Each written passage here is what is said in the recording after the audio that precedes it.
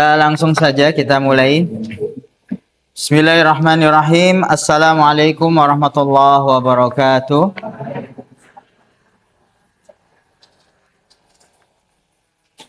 Alhamdulillah wa syukrulillah wa la hawla wa la quwata illa billah. Nusalli wa nusallim ala nabiyyina Muhammadin wa ala alihi wa sahbihi wa man tabi'ahum bi ihsanin ila yaumiddin. Rabbi shrah li sadri wa yassir li amri wahlul 'uqdatam min lisani yafqahu qawli. Allahumma 'allimna ma yanfa'una wanfa'na bima 'allamtana wa zidna ilman. Amma ba'd. Sabahul khair. Kaifa halukum? Bi khairin walhamdulillah. Sami sehat sedaya nggih Bapak Ibu-ibu. Nggih. Kita langsung absen saja. Pak Agus Santoso hadir, Bu Andi Endang izin ya. Nggih. Bu Astuti hadir. Bu Bekti Rianti, Bu Devi izin nggih. Bu Dwi Yuliarti hadir. Bu Erni Maija, Bu Eti Puji, Bu Etika, Bu Handayani, Pak Harsono, Bu Heni Yuniarti hadir. Bu Hikmastuti hadir. Bu Lis Ismiati izin nggih. Bu Mei Nurhayati, Pak Muntarik, Bu Musinem hadir. Bu Neni Yudianti izin. Bu Ningrum hadir. Pak Pujiarto hadir. Bu Rasmini belum. Bu Retni Astuti hadir. Pak Rohadi hadir. Bu Rohani, Bu Rosida hadir. Bu Salbia, Bu Siti Khotijah, Bu Siti Nur Rohayatun, Bu Siti Nuryati ada. Bu Siti Nuryati hadir. Bu Siti Rahayu hadir. Bu Siti Sarifah izin nggih? Ya. Bu Siti Sugianti, Bu Siti Surya, Bu Sri Sugiyarti izin. Bu Subekti Laraning Tias hadir. Pak Sugeng hadir nggih. Pak Sugihartoyo, Pak Suharjo belum ya. Bu Sukarni ada. Bu Sukarni hadir. Bu Sumarsi hadir. Pak Suparman hadir. Bu Surati, Pak Wargono izin nggih. Bu Wasmiati, Bu Wigatiningsih izin. Bu Wiji Astuti hadir. Bu Yulianti sampun sedaya Bu, Pak. Sampun nggih. Nggih. Bapak Ibu-ibu yang semoga senantiasa mendapatkan rahmat dari Allah Subhanahu wa taala. Insyaallah biidznillah, atas izin Allah Subhanahu wa taala kembali kita akan melanjutkan kajian kita masih berkaitan dengan tauhid ya. Masih berkaitan dengan tauhid. Terakhir kita masih membahas tentang bab yang ketiga, kelima.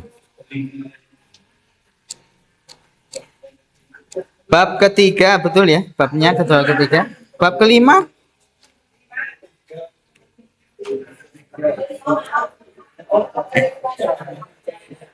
Babnya ketiga, kandungannya yang kelima, ya.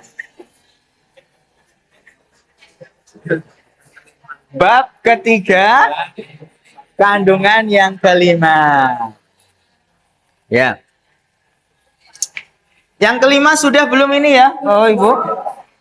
Hah? Belum? Oke. Berarti terakhir kita kandungan bab yang keempat ini halaman 15, leres nggih? Ya, ini buku yang ini halaman 15. Ya. Halaman 15 ya. Bab ketiga ya. Poin ke ya terakhir kemarin keempat, berarti sekarang kelima ya. Ya, di bab yang di poin yang keempat atau kandungan bab yang keempat itu kemarin kita sudah terakhir ya, menyebutkan tentang sanjungan Allah kepada para tokoh wali ya. Yang dimaksud dengan tokoh wali di sini adalah para sahabat ya. Jadi wali itu adalah orang-orang yang memang dekat dengan Allah, mereka punya kekhususan dalam artian mereka adalah orang-orang yang bertakwa, takut kepada Allah, menjalankan ibadah ya, tekun ya. Kemudian bersungguh-sungguh di dalam beribadah, menjauhi maksiat, itu adalah wali Allah Subhanahu wa taala ya. Dan siapa saja dari manusia hamba Allah itu bisa menjadi wali ya. Jadi wali itu ya orang yang dekat dengan Allah, kekasih Allah Subhanahu wa taala ya. Wali itu tidak kemudian terkhusus kepada keturunan tertentu, tidak gitu nggih. Berarti kalau orang tuanya wali, anaknya mesti menjadi wali, itu juga tidak menjamin ya. Jadi tanda-tanda wali itu adalah ketakwaan, Bapak Ibu-ibu ya, ketakwaan, dekatnya dengan Allah, ibadahnya dengan Allah Subhanahu wa taala, itu adalah yang menjadi ciri para wali. Makanya tidak benar kalau kemudian ada orang yang menganggap seseorang itu sosok sebagai wali, tetapi ternyata amal perbuatannya bertentangan dengan agama. Berarti itu nggak bisa disebut sebagai wali. Nanti di Al-Quran juga disebutkan ya, di antara ciri-ciri wali ya tadi, takut kepada Allah, beribadah kepada Allah ya. Maka tokoh para wali atau orang-orang yang memang punya kedekatan dengan Allah itu adalah mereka para sahabat Rasul ya. Orang-orang yang hidup, Waalaikumsalam, monggo. Orang-orang yang hidup semasa dengan Nabi, kemudian beriman dengan Nabi, kemudian meninggal dalam keadaan beriman. Jadi sahabat ini orang-orang yang hidup semasa dengan Nabi, beriman, kemudian meninggal dalam keadaan beriman. Ini adalah tokoh para wali alias orang-orang yang memang bahkan Allah memberikan pujian.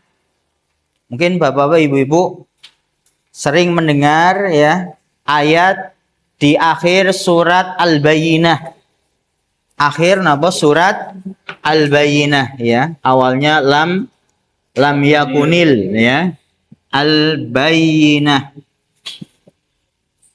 Ya, lumayan panjang ini suratnya ya. Walaupun masih di dalam juz yang 30, juz terakhir, tapi memang agak panjang. Lam yakunil ladzina kafaru ya min ahlil kitab wal musyrikin, terus gitu ya. Nanti sampai terakhir itu nanti disebutkan pujian ya. Pujian kepada tokoh para wali ini, sahabat Rasul ya. Radhiyallahu anhum, ini bunyi ayatnya. Radhiyallahu anhum wa radu'an ya. Setelah Allah menyebutkan sebaik-baik makhluk itu adalah mereka orang yang beriman, kemudian beramal soleh, kemudian Allah sebutkan ganjarannya, ya, surga jannatu adnin tajri min tahtihal anhar, ya, surga yang mengalir di bawahnya sungai. Sungai ini kabar gembira bagi orang-orang beriman dan beramal soleh. Kemudian Allah sebutkan contohnya. Orang-orang yang sudah beriman kepada Allah, kepada Rasul, mereka bersungguh-sungguh di dalam beramal soleh, mereka adalah para sahabat. Maka kemudian Allah menyebutkan radhiyallahu anhum. Allah ridho kepada mereka, alias para sahabat yang sudah memang berjuang gitu nggih, beriman, berjuang bersama Rasul, ya. Baik dengan ya harta, dengan nyawa, berjihad bersama Nabi, maka Allah puji mereka. Allah ridho. Ya sudah, kalau Allah sudah ridho, ya sudah. Itu kenikmatan yang sangat besar. Bahkan nanti dikatakan kepada penghuni surga itu, kemudian aku sudah ridhoi kalian gitu ya. Alias ya sudah, kalau Allah ridho sudah. Nggak ada kesulitan, nggak ada yang kesulitan yang dihadapi oleh seorang hamba manakala Allah sudah ridho. Radhiyallahu anhum, Allah ridho kepada mereka, wa radu'an, dan mereka ridho kepada Allah. Maksudnya apa? Mereka para sahabat ridho kepada Allah. Mereka kemudian ketika di surga nanti mereka merasa cukup. Ridho itu juga artinya adalah cukup dengan apa yang Allah berikan dari nikmat di dalam surga. Karena nikmat di surga itu kan nopo? Nggak ada batasnya, unlimited gitu ya. Nggak ada batasnya, ya. Kemudian nggak ada bandingannya di dunia, ya. Walaupun nikmat yang paling besar di dunia pun itu tidak menyaingi kenikmatan yang ada di dalam surga. Bahkan nanti di dalam hadis yang lain disebutkan bahwa ibu-ibu ini untuk menggambarkan bagaimana besarnya nikmat surga.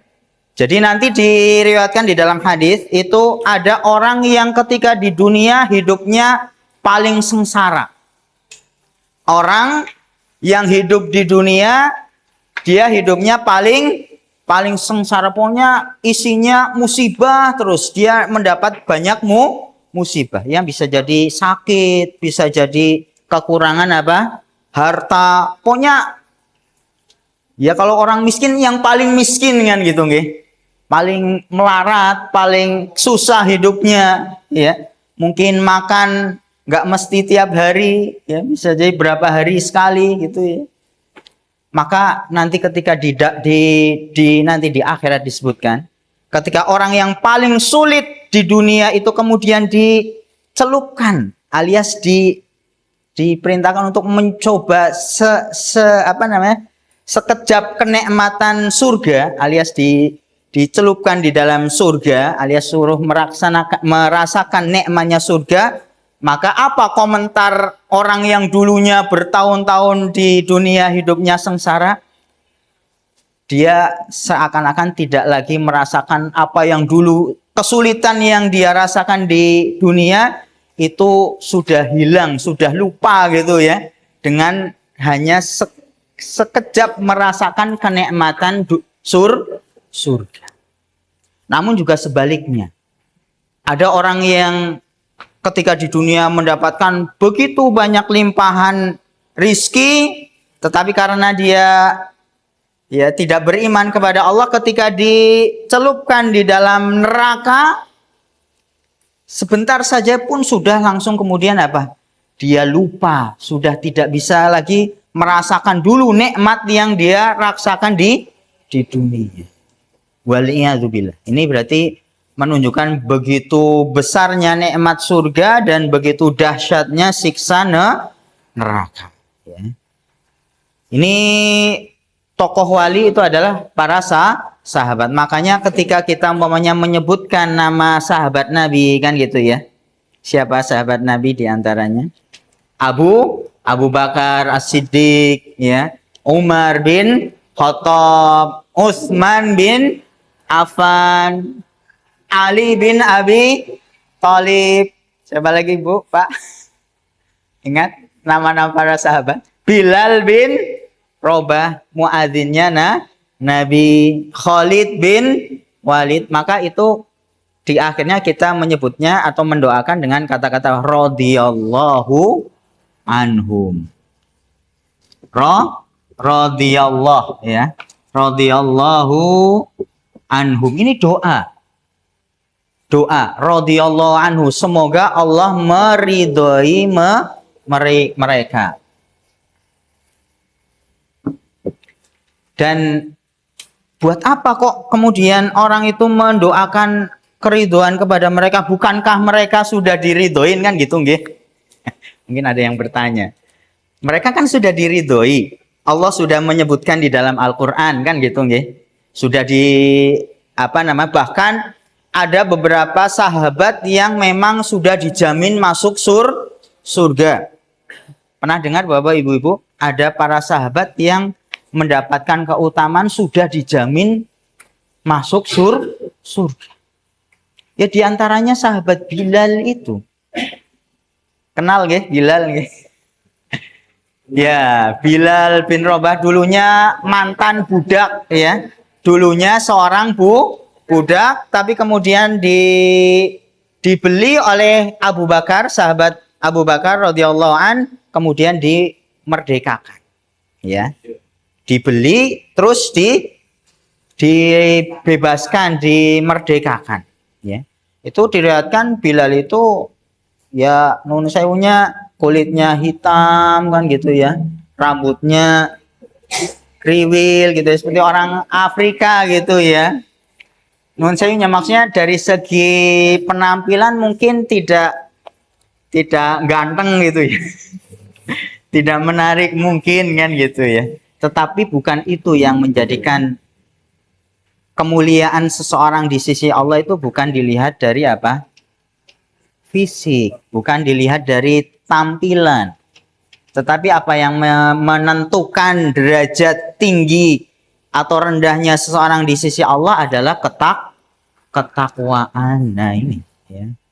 Yaitu Bilal bin Rabah itu sudah, bahkan di dalam hadis disebutkan Nabi mengatakan suara sandalnya itu sudah ada di surga, ya. Ini ya, pelajaran bagi kita bagaimana memang ketakwaan, ya, keimanan kepada Allah Subhanahu wa taala, ya, sudah terbukti. Bilal bagaimana ketika disiksa, kan gitu nggih. Di awal beliau masuk Islam itu kan disiksa oleh Umayyah bin Khalaf, ya, majikannya. Dijemur di atas padang pasir yang panas, ditindih dengan batu yang besar, tetapi bagaimana tetap mengatakan ahad. Maksudnya Allah itu satu, Allah satu. Yang lain berhala-berhala itu enggak berhak untuk disembah, diibadahi. Terus dicambuk, tapi kemudian tadi dibebaskan oleh sahabat Abu Bakar.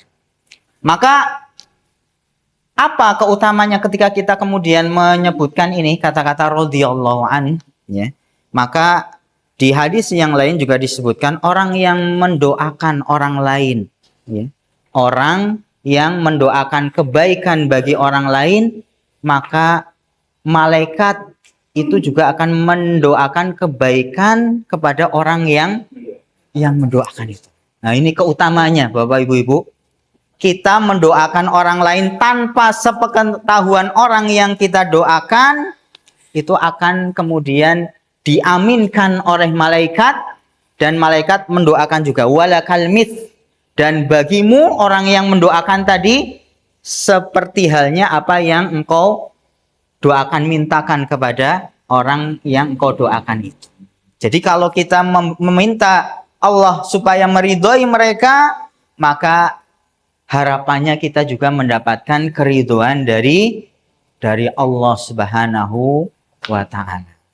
Jadi nggak ada ruginya gitu, ya, ketika kita tahu ada ya teman kita atau sahabat kita, saudara kita, kemudian kita doakan kebaikan, itu tidak hanya berdoanya itu bernilai pahala, kebaikan, tetapi juga harapannya kita juga mendapatkan doa dari malaikat walakal misl. Bagimu semisal apa yang engkau minta. Jelas niki Bapak Ibu-ibu ya. Ini kalau memang sahabat ya, kita menyebutkan sahabat ya.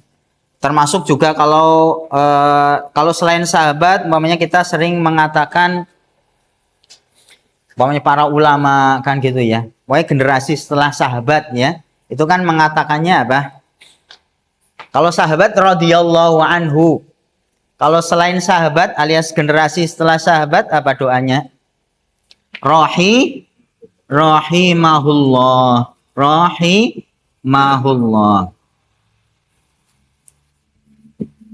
Umpamanya kita menyebutkan nama orang tua kita mungkin yang sudah meninggal ya. Ini doakan rahimahullah. Semoga Allah merahmatinya. Semoga Allah memberikan rahmat, melimpahkan kasih sayang kepada ya tadi bisa jadi yang didoakan adalah orang tua kita atau guru-guru kita ya.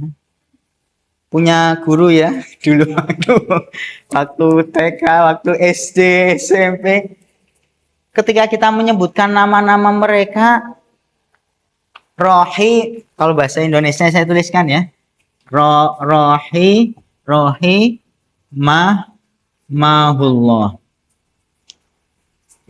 Artinya semoga Allah merahmatinya, memberikan rahmat.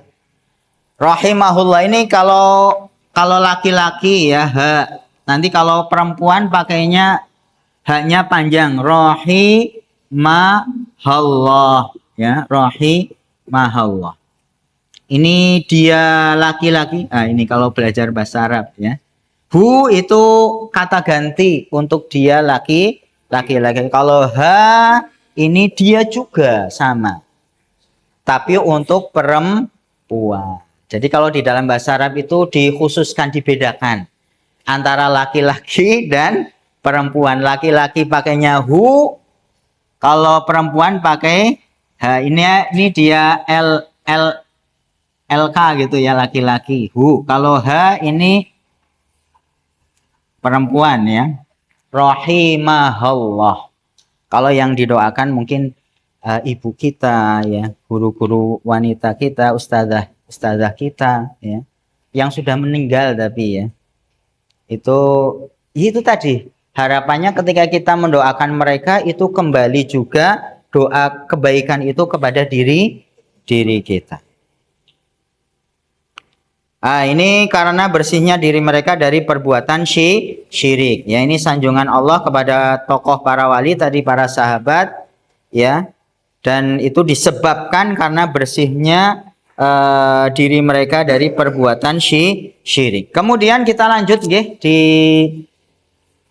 di poin yang kelima biar tidak terlalu panjang. Ini disebutkan oleh penulis tidak meminta ruqyah, ya. Tidak meminta ruqyah, tidak meminta supaya lukanya ditempel dengan besi yang dipanaskan. Itu kemarin kita pernah membahas hadis ya, pengobatan dengan metode menggunakan benda panas ya, disebutnya apa? Kai ya. Kai. Ya, besi yang dipanaskan kemudian ditempelkan di tempat yang sakit ya. Tapi perlu diperhatikan di sini kalimatnya adalah tidak meminta gitu ya, tidak meminta diruqyah, tidak meminta supaya lukanya ditempel dengan besi yang dipanaskan, tidak melakukan apa? Tatoyur ya. Pernah kita sebutkan tatoyur itu adalah menganggap sial buruk gitu ya dengan sesuatu hal ya, bisa dengan manusia, bisa dengan hewan ya. Wah, nek ketemu Kadang-kadang dengan manusia juga seperti itu. Karena ketemu si Kae loh, si Mbah anu kok gawanane dadi rugi terus ya gitu. Ada orang yang kadang-kadang menganggap seperti itu. Kalau ada orang ini kok, nah ini nggak boleh di dalam syariat kita itu namanya disebutnya tatoyur. Walaupun asalnya tatoyur itu maknanya burung, tetapi itu juga berlaku pada yang lainnya, manusia, hewan, ya. Ini kalau saya mau pergi nih, dulu orang Arab seperti itu, ngelepasin burung. Kalau burungnya terbangnya ke arah kanan, mamanya, oh ini berarti lanjut perjalanan. Tapi kalau burungnya terbangnya ke sebelah kiri, oh ini ada bahaya, stop dulu. Nah, ini yang disebut dengan tatoyur. Makanya nanti Bapak Ibu-ibu semuanya, ini semuanya ya tadi tidak meminta untuk diruqyah, tidak meminta untuk diobati dengan besi panas, tidak melakukan tatoyur, ini adalah termasuk pengamalan tauhid yang murni. Ya. Alias itu semuanya adalah ketika tidak melakukan tiga hal ini itu menunjukkan betapa kuatnya tawakalnya. Nah, ini ada kaitannya dengan tawakal. Ya. Bagaimana tawakal? Mana arti tawakal apa? Jadi tawakal itu artinya adalah hati kita itu semuanya bergantung kepada Allah Subhanahu wa Ta'ala. Ya. Jadi hati kita itu senantiasa terpaut tergantung kepada Allah Subhanahu wa Ta'ala. Ya. Bahwasanya yang mendatangkan manfaat, memberikan rizki, ya, dan bisa menolak madharat itu adalah hanya Allah. Itu makna tawakal. Termasuk juga makna tawakal adalah orang itu melakukan sebab. Nah, ini penting juga, ya. Makna tawakal itu artinya adalah orang melakukan sebab alias usaha, ya. Jadi ketika orang ingin mendapatkan rizki, nyong tawakal kepada Allah, tetapi nggak bekerja, nggak berusaha kan gitu, maka itu bukan tawakal. Tapi nanti disebutnya adalah tawakul, ya. Ada tawakal, ada tawakul. Tawakal ini yang benar gitu nggih. Menyerahkan hasil, menyerahkan segala urusan kepada Allah sambil dia berusaha. Ini yang benar. Tapi ada istilah lagi adalah tawakul gitu ya. Ini yang tidak boleh. Jadi alias hanya berserah diri tetapi enggak dibarengi dengan usaha. Ikhtiar, betul. Namanya ikhtiar usaha. Maka yang namanya ikhtiar usaha, kalau sakit kita pergi ke dokter berobat, ya, minum obat, ya, atau nanti ada obat herbal gitu ya. Itu juga sesuatu yang tidak bertentangan dengan nilai tawakal, karena Allah memerintahkan, ya. Kalau orang sakit itu apa? Berobat, ya. Makanya di dalam Al-Quran juga disebutkan, Al-Quran itu sendiri adalah syifa. Al-Quran sendiri itu adalah obat, ya. Ya, bisa menjadi obat hati, termasuk juga obat yang sifatnya fisik, yaitu dengan metode ruqyah. Jadi yang dihindari, yang itu mengurangi kesempurnaan tauhid adalah meminta untuk diruqyah. Tetapi kalau kita sakit, kita meruqyah diri sendiri, umpamanya tangan kita tersengat, ya, semut umpamanya, ya. Kalau semutnya yang itu kan ya sakit juga, ya. Itu kita bacakan, ya, dengan surat Al-Fatihah. Ya yang gampang kan Al-Fatihah. Insyaallah semuanya hafal kan gitu nggih. Sekali dua kali terus, ya. Minta kepada Allah dan yakin bahwasanya Allah lah yang menyembuhkan. Itu bentuk dari ikhtiar. Karena Allah juga menyebutkan di Al-Quran itu adalah sebagai obat. Nabi juga mengatakan seperti itu, tadawau, ya. Nabi mengatakan tadawau alias berobatlah. Nanti di lanjutannya fa innallah lam yanzil da'an, ya, Allah itu tidak menurunkan suatu penyakit kecuali juga menurunkan apa? Obatnya. Cuman khusus berkaitan dengan tadi ruqyah itu yang lebih baik adalah orang ketika sakit meruqyah dirinya sendiri, tidak meminta untuk diruqyah. Pertanyaannya kenapa? Ya tadi diantaranya jawabannya kenapa kok lebih baik tidak meminta untuk diruqyah? Karena itu nanti apa? Yang pertama di dalam hadis disebutkan seperti itu, mengurangi kesempurnaan keimanan.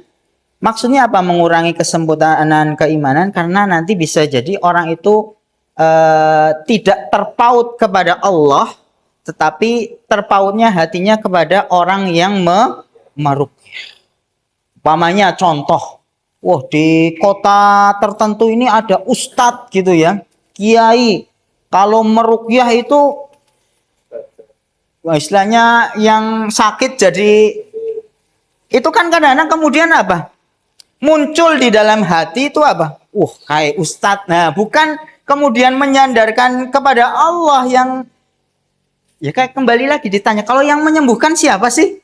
Allah Subhanahu wa taala.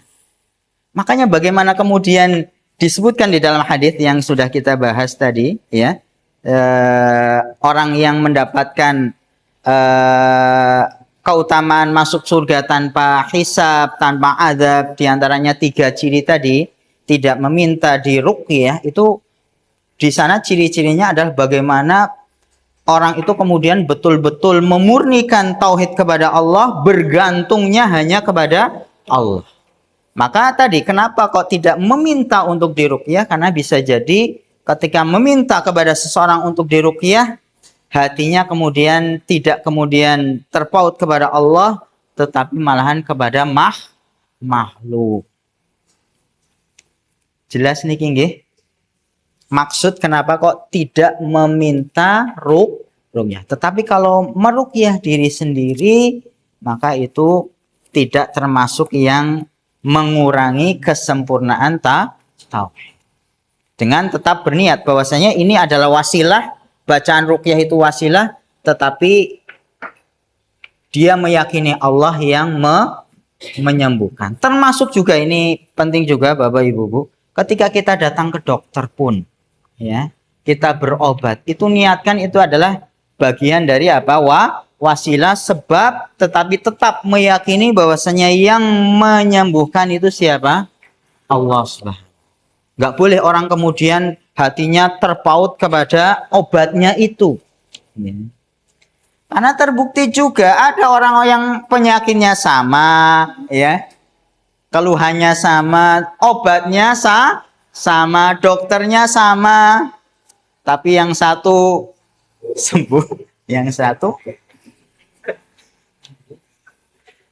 malah dokternya mungkin duluan. Ya itu bisa jadi. Maksudnya apa? Segala sesuatu itu Allah yang menentukan, yang menakdirkan. Ya. Dan tadi terpautnya hati hamba kepada Allah, ya, itulah yang menjadikan kesempurnaan dari tauhid. Kuatnya tawakal kepada Allah Subhanahu wa taala. Ya. Dan nanti kalau membahas tentang tawakal ini adalah termasuk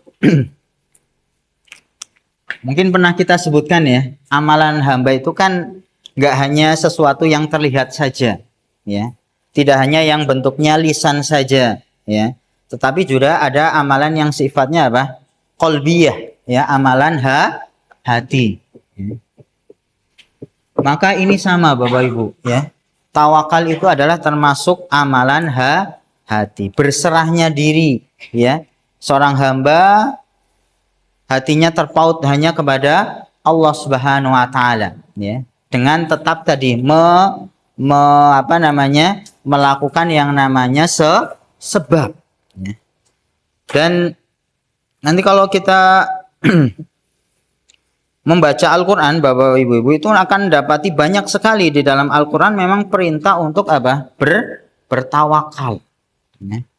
Bahkan ada ulama yang mengatakan orang bertawakal itu sudah amalan yang mencakup separuh dari agama. Ya. Jadi karena memang segala sesuatunya itu ya kita harus kembalikan gitu nggih. Kita gantungkan kepada Allah Subhanahu wa taala, ya. Makanya nggak boleh orang kemudian merasa dirinya sewunya ya, mungkin punya kepintaran kan gitu ya. Dia nggak boleh kemudian tergantung kepada kepintarannya gitu ya. Dan ya itu yang kadang-kadang menjadikan orang menjadi sombong ketika kemudian sukses ya. Oh, ini saya dapatkan ini karena apa? Kepintaran saya, kekuatan saya kan gitu. Itu yang kadang-kadang kemudian menjadikan orang apa? Sombong. Beda halnya orang yang kemudian menggantungkan segala sesuatunya kepada Allah. Kepintaran, kekuatan itu ya juga yang memberi siapa? Allah Subhanahu wa taala. Orang tidak mungkin bisa melakukan suatu perbuatan, bahkan amal ibadah sekalipun kan gitu nggih. Kita bisa hadir di majelis ini, di madrasah ini, kita bisa menyimak, mendengarkan, ya. Ini semuanya adalah karunia dari Allah Subhanahu wa taala. Maka kita di segala hal gitu nggih, di segala amal ya kita kembalikan kepada Allah Subhanahu wa taala, ya. Nanti banyak sekali di dalam Al-Qur'an ya menyebutkan akan keutamaan dari tawakal, ya. Ini yang sering disebutkan ya, bagaimana orang bertawakal kepada Allah itu manfaatnya itu akan kemudian Allah cukupkan, ya. Allah akan cukupkan, ya. Akan mudahkan urusannya, ya. Walaupun kadang-kadang kan kita ketone ta ora teyeng gitu ya. Jadi kadang-kadang ada muncul di dalam diri kita itu sifat apa? Lawannya optimis ya, tapi pesimis, kayaknya nggak bisa gitu ya. Saya nggak punya kekuatan, nggak punya yang kayak orang pingin naik haji kan gitu. Loh, jadi ngelarang teman kayaknya nggak mungkin. Nah, ini maka untuk menghilangkan perasaan-perasaan itu gantungkan semua urusannya kepada Allah. Karena di dalam Al-Quran disebutkan fa'idha azamta fatawakkal 'ala Allah. Kalau engkau sudah berazam, berniat, bertekad untuk melakukan suatu perbuatan, gantungkanlah itu kepada Allah. Mintalah kepada Allah. Ya Allah itu kan maha kuasa. Allah maha bisa segala-galanya. Nggak ada yang mungkin, nggak ada yang tidak mungkin bagi Allah, semuanya mungkin. Maka ini sekali lagi Bapak Ibu, ini adalah amalan yang memang mungkin nggak kelihatan, tetapi ini adalah sebetulnya yang menunjukkan akan keimanan, kuat atau tidaknya keimanan seorang hamba itu juga adalah bentuknya dengan kuatnya dia bertawakal kepada Allah Subhanahu wa taala, ya. Dan ini banyak sekali kalau kita membaca tentang keutamaan dari tawakal, ya. Itu diantaranya orang bertawakal itu akan mendatangkan rizki yang luas, ya. Ini di dalam hadis ya, mungkin Bapak Ibu pernah mendengar ya. Lau annakum tatawakkaluna 'ala Allah, jika kalian itu bertawakal ya kepada Allah, menggantungkan ya segala urusan kepada Allah, ya, haqqat tawakkuli, dengan tawakal yang sebenar-benarnya, ya. Apa kata Nabi? La rozaqakum, pasti Allah akan memberikan rizki kepada kalian kama yarzuqut thair, seperti halnya burung-burung itu diberi rizki oleh Allah. Taghdu himasan wa taruhu bitonan, ketika pergi burung itu dalam keadaan kosong perutnya, tapi pulang sore hari dalam keadaan apa? Iya. Apakah burung itu tahu kemana yang akan dituju? Belum tentu tahu. Ya. Sawah yang mana yang mau dihinggapi gitu ya? Nggak ada yang tahu. Tetapi bagaimana burung itu kemudian tadi bertawakal kepada Allah, Allah sudah jamin. Rizki itu memang sudah dijamin. Burung saja yang tidak punya akal saja diberi rizki oleh Allah. Manusia kan punya banyak kelebihan, ya. Jadi ini tawakal itu akan mendatangkan banyak rizki, termasuk juga adalah ini penting juga ini Bapak Ibu-ibu. Dengan orang bertawakal kepada Allah itu salah satu cara Allah nanti akan melunasi hutang. Ya. Allah akan melunasi hutang orang-orang yang bertawakal kepada Allah. Ya. Ini ayatnya di dalam Al-Quran juga disebutkan, waman yatawakkal 'ala Allah fahuwa hasbuh. Orang yang bertawakal kepada Allah, Allah akan cukupkan, ya, rizkinya. Ya. Kalaupun orang itu sekarang berhutang, maka dengan bertawakal. Dan tadi kita sebutkan tawakal itu tidak kemudian menjadikan orang diam saja kan gitu nggih. Tetapi bagaimana dia berusaha untuk, kalau punya hutang ya berarti berusaha untuk melunasi, ya. Ya, kalau belum bisa 100% berarti mencicil ya. Mau mencicil nanti. Menyicil ya, mengangsur ya, Kang. Menyicil ya. Woi, menyicil betul ya? Mengangsur ya. Jadi niat itu juga insya Allah Allah akan bantu, ya. Kalau kita punya niat, ya, untuk mengangsur, membayar hutang, maka Allah akan mudahkan tadi. Dan nanti di sini disebutkan ada kisahnya memang. Tapi nanti panjang kalau kisahnya ini disebutkan. Ya. Ini kisahnya Bani Israel. Mau dengar ceritanya ini Bapak Ibu? Ini di dalam hadis. Jadi yang diceritakan itu bukan sekedar cerita dongeng, tetapi memang kejadian, karena memang hadisnya sahih. Ya singkatnya ini ceritanya adalah orang yang berhutang, Bapak Ibu, ya. Orang yang berhutang, ini kisahnya di zamannya Bani Israel. Jadi sebelum Nabi kita Nabi Muhammad SAW. Karena memang juga kadang-kadang Nabi itu menceritakan tentang kejadian di zaman Bani Israel. Loh, dari mana Nabi tahu cerita itu? Dari mana? Dari mana? Dari wahyu. Dikabarkan oleh Allah Subhanahu wa taala. Kejadian-kejadian di zaman Bani Israel, umat-umat terdahulu, termasuk juga di dalam Al-Qur'an tadi ada disebutkan kisah-kisah tentang umat terdahulu. Nah, ini ada kisah di zaman Bani Israel, orang ngutang. Ya. Orang ngutang ini untuk menyebutkan bagaimana betul-betul orang itu kemudian bertawakal kepada Allah, ya. Jadi diriwayatkan orang itu ngutang sebesar 1.000 dinar. Jadi sini sudah ada film-filmnya sih, film-film kartun gitu ya, yang anak-anak itu. Ya, tapi ini berdasarkan dari memang hadis, ya. Ada hadis sahih yang menyebutkan itu, ya.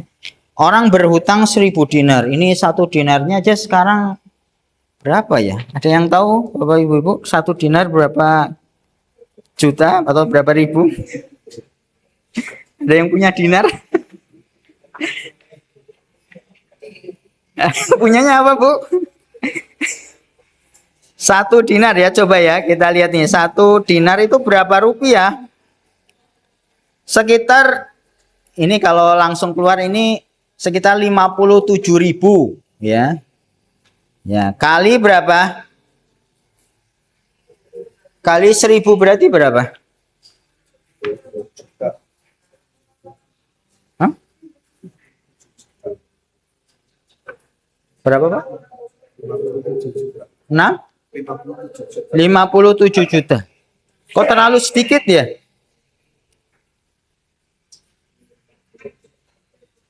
Satu dinar berapa emas? Ya ini kalau satu dinar itu dulu 4,25 gram. Saya salah berarti tadi ya. Jadi kalau satu dinar itu 4,25 gram, padahal 1 gramnya berapa? Sekarang 2 juta. Umpamanya 4 gram saja 2 juta kali 4. 8 juta kali 1.000. 8 juta berapa? 8 miliar. 8 miliar. Oke. 8 M ya. Karena ini kan hitungannya 1 dinar dulu itu 4 graman ya. Orang hutang 8 M ya. Dan ketika kemudian orang itu berhutang kan biasanya minta ada saksi dulu ya, karena ini jumlahnya juga nggak sedikit. Maka orang yang berhutang itu mengatakan saya nggak ada saksi, nggak ada orang yang kemudian dijadikan ya yang menjadi saksi kan gitu. Saya hanya menjadikan Allah sebagai saksi. Kemudian juga apakah ada yang menjamin gitu ya? Kalau tadi saksi, kemudian yang kedua apakah ada yang menjamin? Tidak. Saya gantungkan lagi Allah yang menjamin. Jadi dia pasrahkan semuanya kepada Allah Subhanahu wa taala. Setelah itu kemudian orang yang berhutang ini pergi jauh ya, ke seberang negara pulau gitu ya, jauh sana ya. Dan utangnya ini kan biasanya orang berhutang itu kan ditentukan kapan waktu membayarnya, ini penting ya. Kalau kita berhutang itu ya ditentukan waktunya kan gitu ya. Karena nanti di dalam Al-Quran itu Bapak Ibu bisa membaca ayat berkaitan dengan hutang.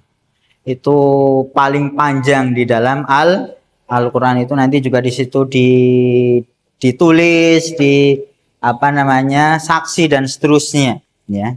Maka ketika orang itu masih di seberang sana, ini yang orang yang berhutang ya. Padahal sudah sudah mendekati waktu membayar hutang ya. Dan dia sudah berusaha mencari kapal untuk kembali ke tempatnya yang semula untuk membayar hutang. Tapi ternyata qadarullah, Allah takdir nggak ada perahu, nggak ada kapal yang berlayar, yang nggak ada yang kemudian membawa dia kembali ke tempatnya. Padahal waktu membayar hutangnya sudah mau habis kan gitu ya. Maka apa yang terjadi? Mungkin tahu cerita. Ya. Maka dia kemudian kembali memasrahkan kepada Allah, ya Allah, engkau tahu bahwasanya ketika saya berhutang, engkau menjadi saksi, engkau menjadi yang akan menanggungnya. Maka dia sudah membawa uangnya 1.000 dinar itu ya, tapi nggak ada perahu yang membawanya. Maka di dalam riwayat itu diletakkan di sebuah tempat gitu ya, kemudian di dalamnya ada tulisannya ya, diikat ya di sebuah di tempat ya, sesuatu itu kemudian dilemparkan ke laut. Nah ternyata yang memberi hutang itu sudah nunggu di seberang sana ya, sudah nunggu ini waktu hari ini si itu akan membayar hutang. Dan qadarullah, dengan atas izin Allah, uang yang dilempar ke 1.000 dinar ke sungai ke laut itu akhirnya sampai ke orang yang memberi hutang itu ya. Barulah kemudian beberapa waktu kemudian orang yang berhutang itu dapat perahu, kemudian bisa kembali ke tempatnya dan mengatakan saya mau membayar hutangnya gitu yang dulu belum dibayar. Tapi kemudian dijelaskan engkau sudah membayarnya ketika aku di di pinggir pantai aku mendapati suratmu dan juga uang yang ada di dalamnya yaitu 1000 dinar. Ini kisahnya sahih ya. Pelajarannya adalah bagaimana sikap tawakal itulah yang kemudian akan menjadikan orang itu mendapatkan banyak kemuliaan, diantaranya adalah untuk membayar hutang. Tetapi apakah kemudian sekarang dipraktekkan seperti ini ya? Ini melihat dulu kan gitu ya. Nanti malah hilang ya.